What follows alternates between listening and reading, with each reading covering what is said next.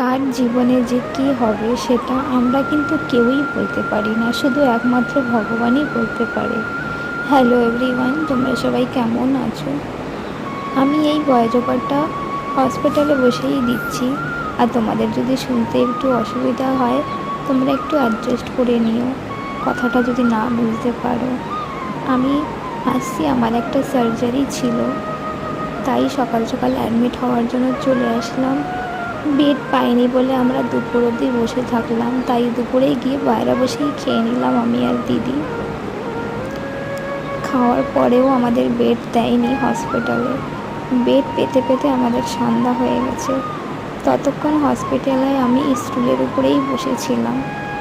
সন্ধ্যার সময় যখন আমাকে বেড দিল, তারপরে রাত থেকে আমাকে না খাইয়ে রেখেছে, তারপর দিন মর্নিংয়ে সার্জারি করবে বলে। এখানে দেখতে পাচ্ছ এত পেশেন্ট। ছেলে এখানেই ঘুমাচ্ছে আমার কাছে, কোনো রাস্তা নেই, ও একা থাকতে পারবে না, তাই